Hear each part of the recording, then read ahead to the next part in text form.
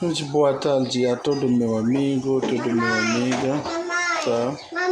Eu preparo a bolinha, eu te preparo farinha bolinha. Agora eu frito a bolinha ainda com carne de porco, um pouco carne de galinha também frita. Tenho salada de tomate com cebola, tenho um guetoreto, tenho água bem congelada para tomar depois.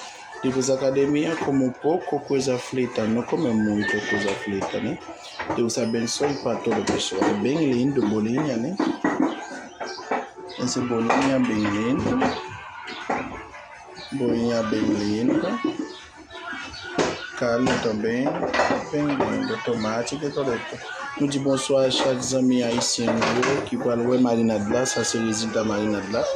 Un petit viande pour le frais, un petit viande cochon, un petit salade tomate aussi. Et c'est comme ça nous avons décidé pour te porter le résultat pour vous. Ça c'est le résultat, ok?